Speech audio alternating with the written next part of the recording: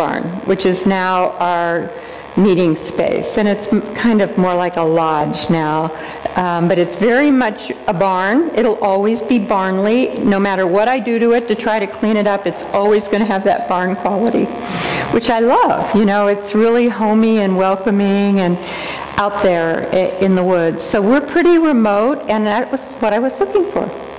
I wanted a place where people could get away from their ordinary reality, their ordinary life, and spend some time out in the middle of nowhere and feel nature. Get really, really embedded in nature. So I started it up, and at first, I didn't really know how to do that. You know, my background was nursing and hospice chaplaincy. I knew nothing about business, you know. So I just worked over the years with different advisors and people, and eventually formed a not-for-profit and thought, well, you know, this would be really cool if I could come in under Unity. So I applied to be an alternative Unity ministry, and they said, no, no. I was a licensed teacher, and they said, no, no, you would have to hire and employ a minister at least half-time to be an alternative ministry. And I said, I can't even afford to pay myself. How am I going to pay a minister? So I said, thank you, no. So I just kept carrying on, doing what I was doing, having all kinds of fun groups out there, workshops of all kinds, retreats of all kinds.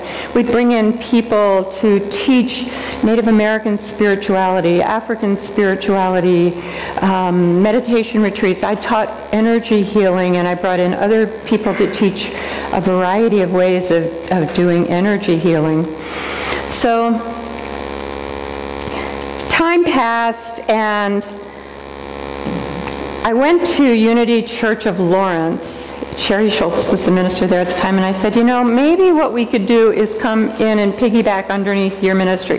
That's one way you can form a Unity ministry, is to come in under an existing one. So my board then would answer to their board. And I started to cry. And she said, what's the matter? And I said, I feel like I'm putting my baby up for adoption. And she said, wait, hold everything. I'm going back to Unity Village, and I'm going to talk to some people. So she went and talked to Young Bay and a few people, and Glenn Mosley was at the helm at that time, and he really liked what I was doing. He loves energy healing, and they said, tell her to apply again. And so I'm going, why should I apply again? The rules are still the same, right there in black and white. You have to have a minister. No. And so I did apply again, and they allowed me to start an alternative ministry. So I was the only licensed teacher doing an alternative ministry. And it was very alternative, because it's the only alternative ministry that had a facility, which doesn't make sense on paper at all. I mean, if you don't have a church service, passing a plate around, you don't have that income stream that a church has. So I didn't have a congregation, and I didn't have an income stream, and I was just like starting at the totally grassroots level, literally grassroots level, and just doing it, you know. And you know what? It's worked for 22 years, and I still can't explain it. I don't know. It's all a miracle project. Day by day by day. So we're growing people spiritually in a whole broad sense of that term. And we have lots and lots of people coming. People who are in recovery of various kinds come and have retreats. People who are just seeking their own spiritual growth and development. And we do tap in a lot to younger people. And we're growing really good food. So we attempt to grow as much of our own food as we can, and food to share with others, which I think is what Chuck and Myrtle were doing too. And I have had some incredibly miraculous experiences in the garden where I really feel as if there is a give and take, where we're working with nature and honoring all of the spirit in nature and all of its amazing forms. And I talk to the plants, and I do energy healing with the plants, and I sing to the plants, and they grow. This cabbage was over 10 pounds when I finally harvested. It's very young here in this picture. So, you know, it like kind of blows your mind sometimes what nature is able to do when we stop interfering. And we're growing community.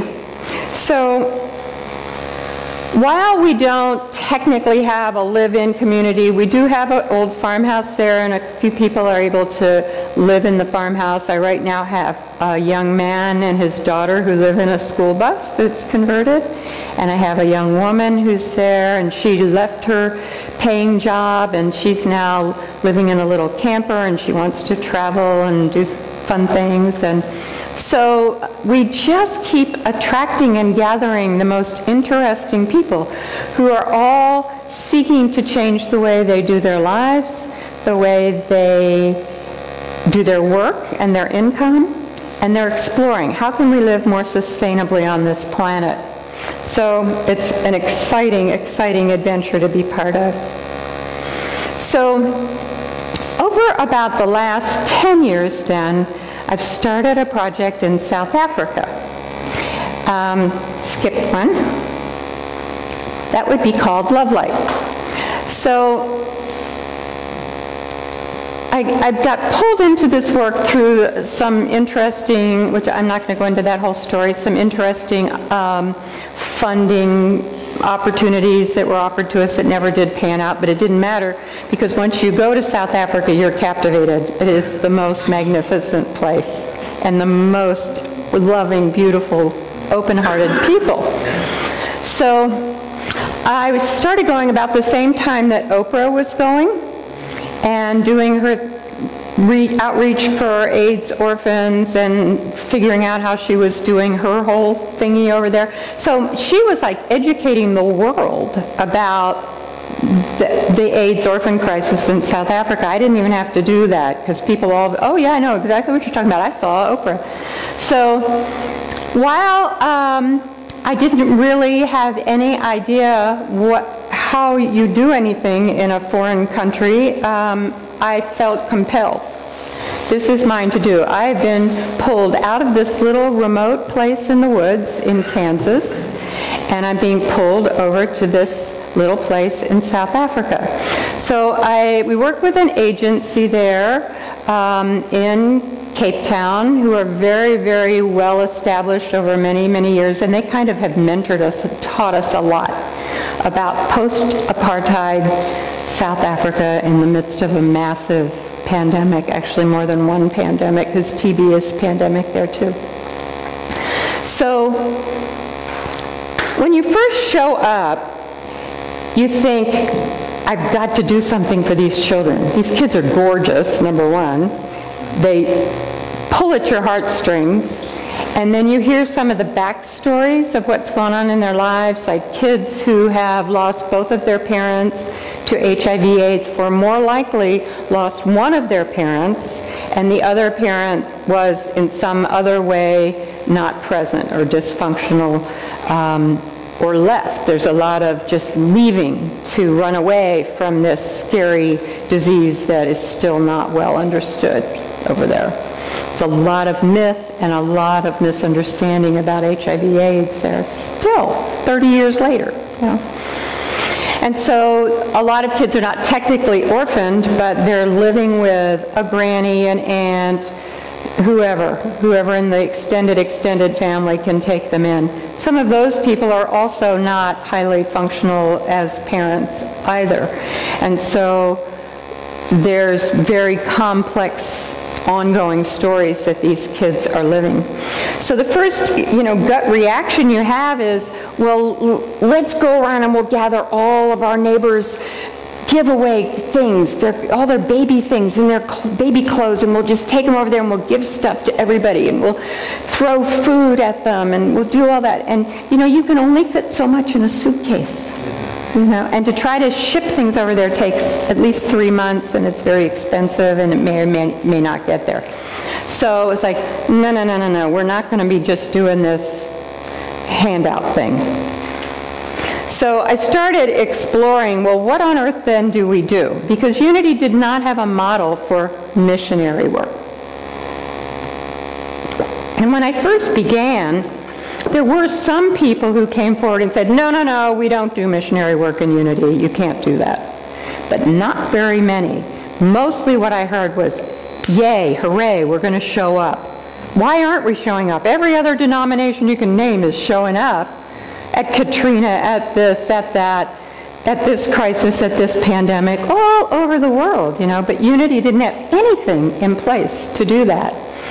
And so I just started raising the question, well, why don't we do that? So into the dictionary, I had an old Webster's, and I looked up missionary, and it said something about proselytizing in countries considered to be heathen. And I went, oh, okay, that's why Unity's not showing up. It's a language thing. It's a philosophy thing. And so I started looking at how can we reinvent this whole concept of outreach in a way that fits our paradigm. And it is not about saving anybody, it's not about fixing anything, and it's not about helping even. Helping implies that I'm up here and you're down here and I'm going to show you what you need to do to get out of your situation. So what's left if you're not saving and helping and fixing? You serve. And so over the years, we've developed this concept or philosophy of what we are calling cross-transformation, because every person who goes over there from America says, I received more than I could ever give. I learned more than I could ever teach. It served me and it changed my life. So you might go out of an intention to go, I'm going to go help these beautiful kids. But what happens is they shift something deeply in you. So along comes Martin Dowman. So there's this interesting thing that happened. Martin, are you going to talk about this? How you changed? Go. Okay, so Martin changed careers not that long ago, a few years back. And he came to me right after he'd left his big operations manager job and said, Robin, the first thing I thought of when I left my job was you and South Africa. I think I need to get involved in this. And I said, well, good, because, you know, I brought this man over who's like in charge of my projects in South Africa, and this South African man is going to be your roommate for the IYOU week at Unity Village. So the two of them spent the week together as roommates, and by the end of the week, Martin was signed up to go to South Africa. And so we found Kelly, his wife, and said, guess what, Kelly, you're coming to South Africa. And she went, I mean, totally knocked her over. So they did. The thing that was so magical about that was that for years we had been working toward creating camps. And we were doing it. We were doing camps, and we did some day camps with massive numbers of little children in the town we were going to. And the camps needed to come up a step. And Martin happens to be in charge of the International Youth of Unity. And so he and his wife, Kelly, have been doing these camps for years and years and years and years. And they know how to do it really well. So, boom, they took over these camps and brought them completely into the IYOU model, which I will say, for those of you who've not ever experienced that, it's probably one of the very, very best things that Unity has to offer. Is what we do with our teenagers is outstanding. So here is this year's group of kiddos at Camp Ubuntu. And if you don't know about Ubuntu, that's the South African, it's actually ancient African philosophy that I am because we are, that we all exist within the context of community. You can read, just go online and Google that. There's lots of beautiful things about Ubuntu. And so we normally go to this beautiful camp called the Blue Hippo, and we're talking about an hour and a half, 2 hours outside of Cape Town, for those of you who know South Africa at all. We go out, it's pretty rural out there, and we go to this beautiful camp. So we showed up, and here we are. We're bringing all of our camp leaders out there. We've got 10 youth and a bunch of adults, and we show up at this place. They said, oops, we didn't realize you were coming. We double booked. We thought you were coming next weekend. And the kids would be going back to school next weekend, so that wasn't even a possibility. So here we are with all these kids signed up for camp and nowhere to go. So this other place opened their doors to us. It was a youth hostel, and it was just perfect. And we adapted, and these kids are fantastic. So it's completely youth-led. And you can see we have a couple of American kids in here. That one up there is Xander and Ava. And each year we take over 2 American older youth who have been through YOU. They've been in leadership in IYOU, and they are now just starting university. So we get applications from kids, and we select 2, and we take them over, and they work with a team of South African youth to lead the entire camp. They create the curriculum and lead the workshops, lead the camp, do all the crowd control, everything. So this coming year, for the first time, the South African older youth are going to completely prepare the whole camp, write the curriculum and everything. So hold that with us in the highest light, that they can really pull this all together in a good way. It's really exciting for us to see their development, that they're stepping forward and saying, we'll be the leaders now. You know, they've watched and they've got it. So we've got a project we call International Youth Ambassadors. These 2 on the left are the 2 graduated YOUers who went with us last year, and these 2 came over to us from South Africa this year. So we bring 2 South African youth here and 1 adult who travels with them. That's not the adult who travels with them. That would be Martin again. The troublemaker. So the folks in South Africa select the 2 students who are going to come over and spend time with us here. So they spend a week with me at the Light Center, kind of getting acclimated to being in America, doing the big, huge jet lag thing, and just taking in the whole change. It's a huge cultural change for them from where they live to here. And then they go off to Unity Village for a week of IYOU. Okay, so we also do have a youth education fund. So the projects that we do have grown out of a felt need in the community. So we tried a few things where I say, well, what if we do this? And we tried that, and then I go home and it loses all its energy and falls away. But the women there wanted to create a quilting business, or quilting enterprise, not a business, and learn to make quilts. That was their dream. And so the quilts feed a youth education fund. And that's our primary way of raising money for our youth education fund. And we are currently supporting 17 kiddos who are at major universities in Cape Town and vicinity. So this is a huge, huge impact on this little town. To have youth who live in what they call a township there, meaning, I don't know if I have pictures, I'll see, meaning that during apartheid, people were categorized by the color of their skin, white, Indian, colored, and black.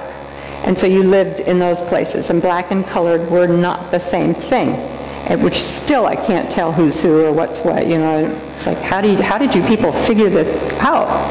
So in Rivier-Zonderend, which is the name of the little town we go to, there are approximately 1,000 white people who live in big houses with big yards and gardens and a great big church with a white steeple, and then there's a wall. And then there's about 5,000 or 6,000 people of color who live on this side of town, all congested in very small houses that are part of the restitution that South African government is giving houses to people because they stole their houses during apartheid. So now they build these little cinder block rectangular houses, and that's where most of these kiddos live.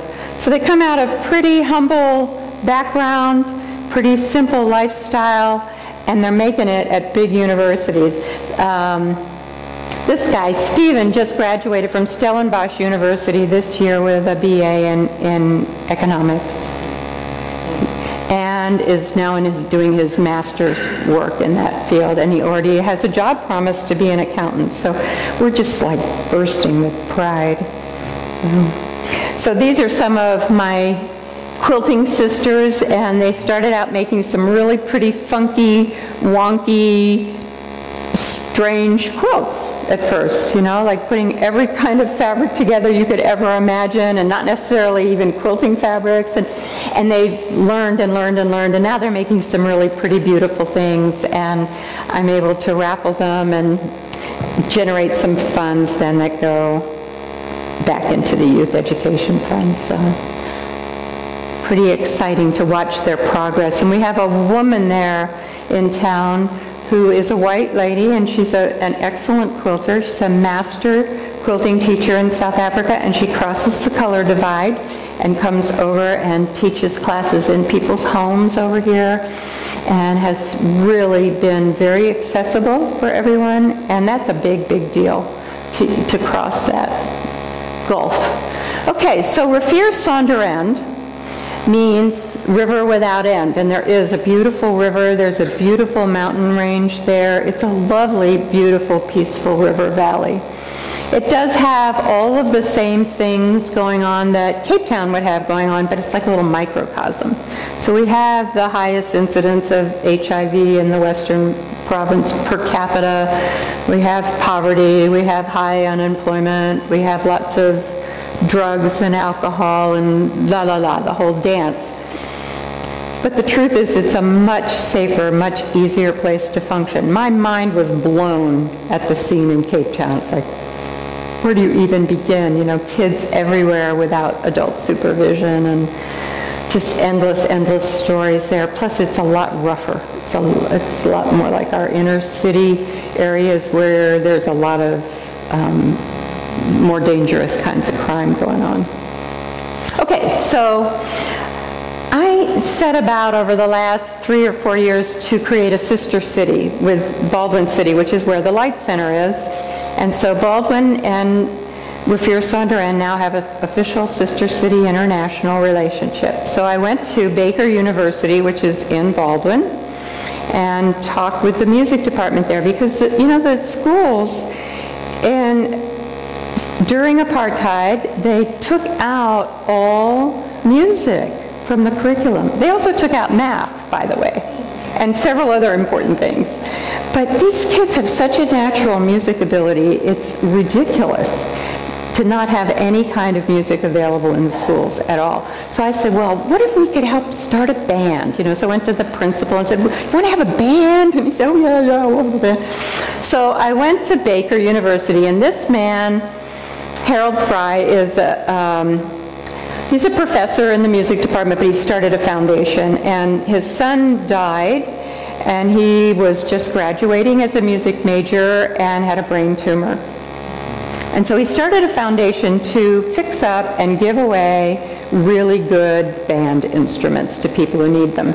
So bingo, we somehow connected, and he's been giving us instruments. So we've carried over there lots of trumpets,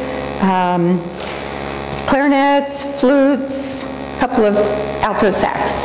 So we're starting a band over there. I mean, it's like uncanny. So this year when I was there, you know, I'm showing up with all these instruments thinking, Robin, are you out of your mind? How is this going to happen? You know, and everybody's telling me. So I thought, okay, how's this going to happen then? And lo and behold, a woman there in Rivière sans end introduced me to this lovely man who lives nearby, who has started a grassroots marching band with very few instruments, very few resources, and they place in the top 3 in band competitions because he's just so loving and kind and good, and he's really bringing it forth. These kids have natural ability, so he had a dream of starting bands in the local communities, and somehow, boom, we had a fit. He wants to start a band. I'm sort of humming. Can you hear okay? Okay. these folks have a dream. They're all excited. They used to have a brass band that marched through the streets of their little town, and wouldn't this be cool? We could have a band again, and our kids can learn, and we're so excited. And then boom, this band director shows up. And then my son happens to be a band director at a high school near Dallas, and he's got uniforms for us. So somehow we're going to figure out how to get these uniforms over there, and then we're going to have the whole 9 yards. Plus, I think Harold will continue to give us instruments to take over too. So those are the kind of little things that we do. I guess they're not so little, but I don't like go and build schools or build houses or all the things you hear people doing in outreach projects or feeding 1,000 people, that sort of thing. I just go and I embed myself in the community. I live in someone's home. I stay a long time, and I walk the streets. I walk up to buy my groceries, and I really feel like I have, over 10 years, become part of the community. I go to the same place every year. Same people. They're like my family. I feel like I'm going to a family reunion when I go there.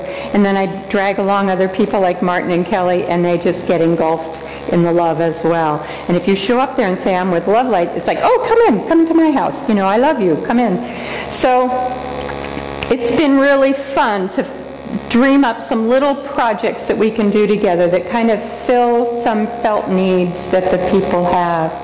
But it's not like I have any clue how to change a small town in South Africa that's dealing with a massive amount of HIV/AIDS and poverty and unemployment and et cetera, et cetera. I don't live there. I don't know.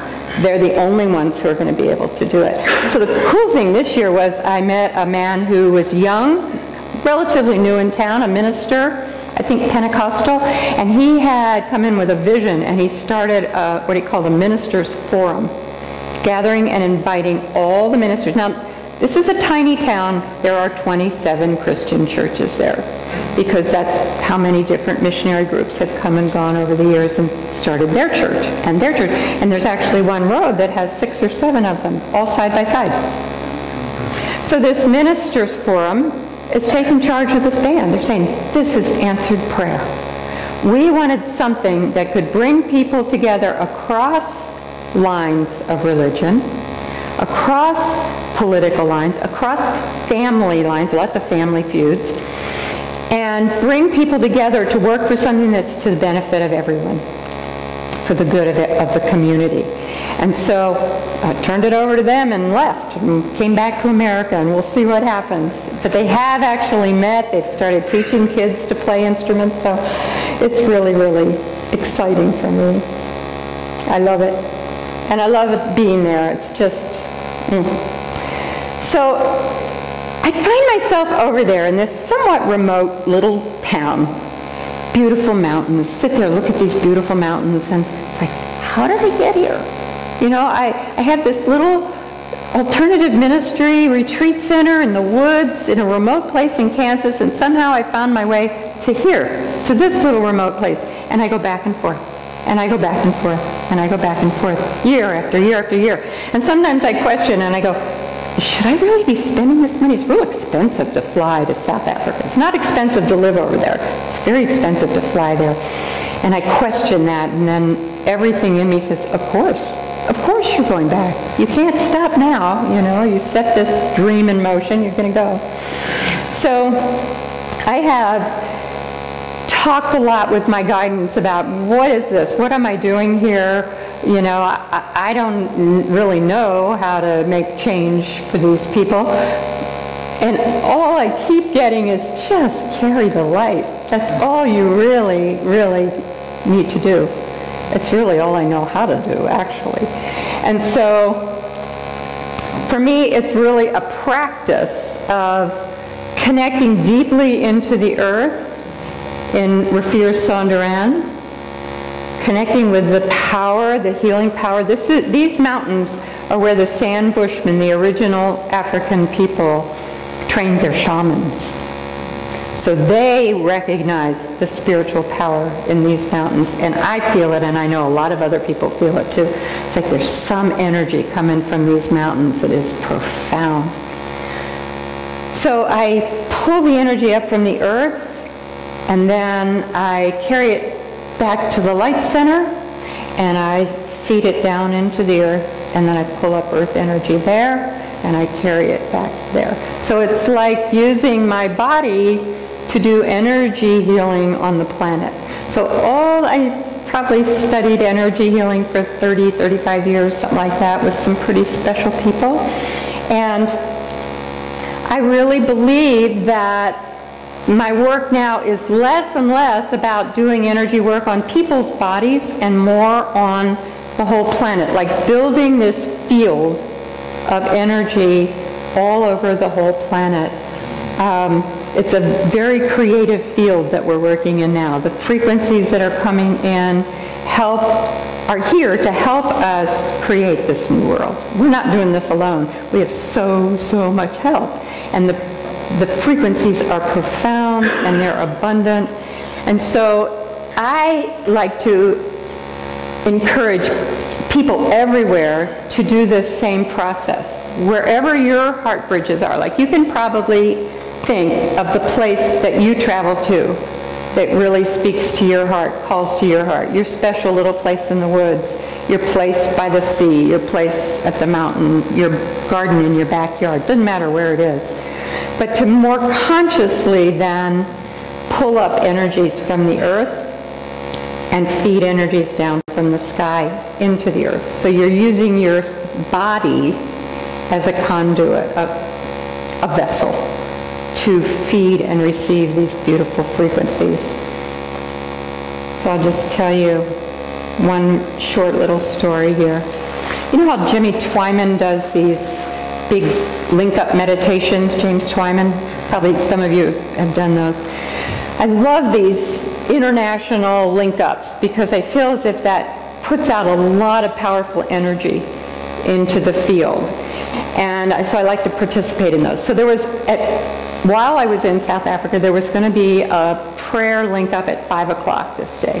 So I went with my friend, Liza, and took these children swimming at the river. It was a hot day. And so we get there, and all of a sudden I realize, oh my gosh, it's almost 5 o'clock, and I want to be part of this peace meditation. What are we going to do? So I explained it to Liza. She spoke to these children in Afrikaans that we were joining people all over the world to pray for peace on the planet. And she's explaining. I look over, and this is what I see. These tiny little boys in the water, like this. And they stayed that way.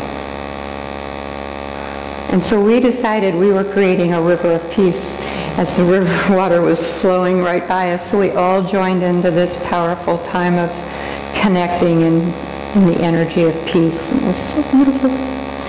I told James Twyman about that last time I saw him too. Oops. So what I'd like to do is just do this. We don't have a whole huge amount of time to do this, but I'd like to do some moving energy, okay? Because we haven't done a whole lot of that today. We've done a little bit.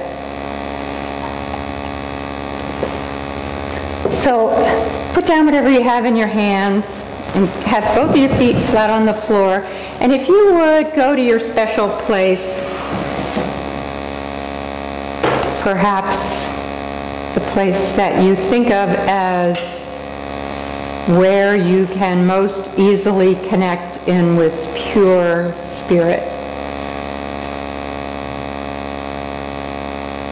And begin drawing energy from the very core of the earth up into your feet. And some of you will immediately feel something happening in your feet as you do that. But whether you feel it or not doesn't matter. It's happening. It's always happening, but you can enhance this stream of pure light. Let it move up through your legs. You can call upon the ascended master teachers that you relate to. You can call upon the angels. You can call upon your ancestors who are on the other side of the veil. Any beings of light that you perceive as your guides and teachers. Call them to assist you to bring in more energy up into your whole torso, all of your organs in your body. Relax your shoulders. As the energy builds in your heart center and flows into your shoulders and down your arms and out through the palms of your hands, right into this room. And come to your neck and bring energy up through your neck to your brain. Relax your face, filling your whole head, and allow the earth frequencies now to flow out through the top of your head like a fountain.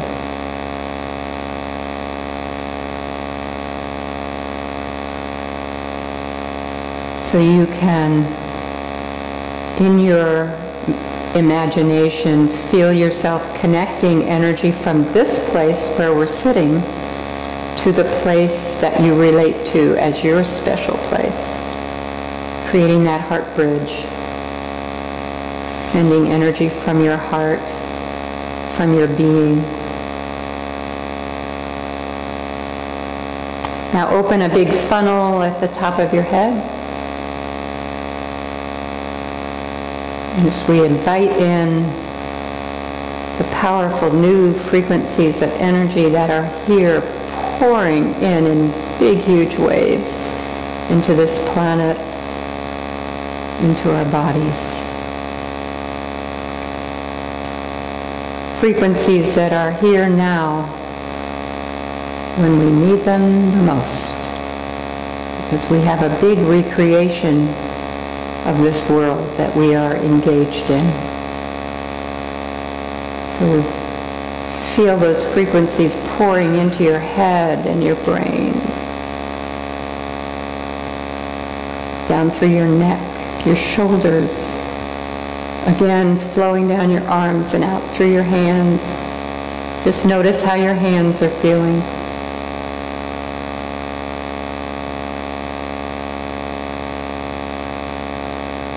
And filling your chest, you can breathe energies deeply into your lungs and into your heart center, where earth and sky blend in you.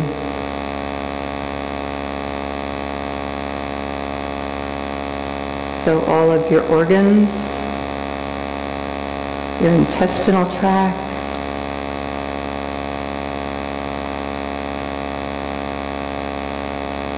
your thighs, your calves, your feet. And be aware that energy from this source is flowing through you and out through the bottom of your feet, pouring into the earth. Now I'll throw out a little sound, and you can allow this sound to penetrate and carry even more light into your body and into your field.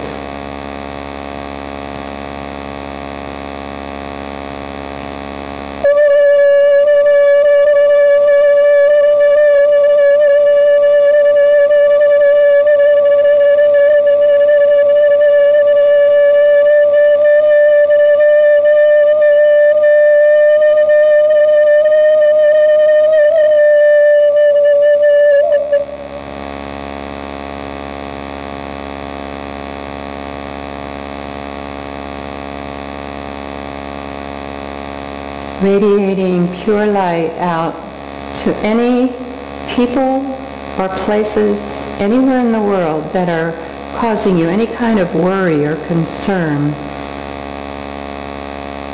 Being a light carrier to radiate light to those places now.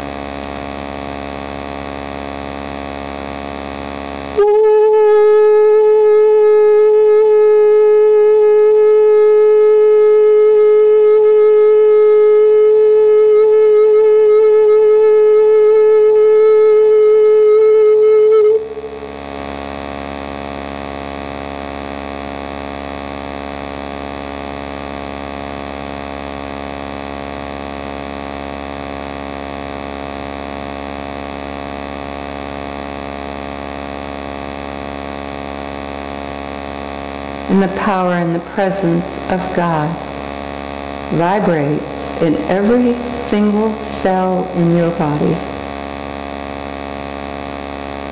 and radiates forth into the world as you.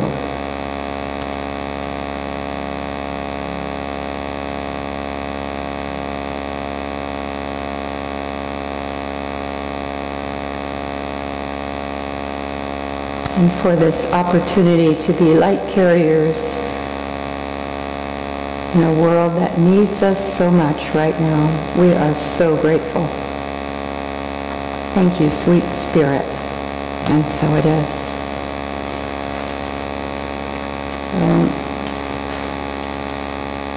As you're coming alert and awake, I'm going to share with you some words of Julia Butterfly Hill. You may remember her. She sat in Luna, a giant sequoia tree.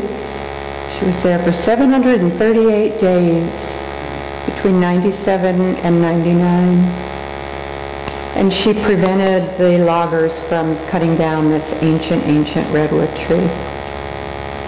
And when she finally came down, a reporter approached her and said, "How could you do this? I mean, didn't you want to just give up?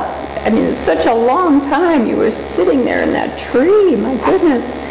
And she said, "As long as there's even one person holding hope, then there's still hope in the world. So be that one. I hope." Thank you.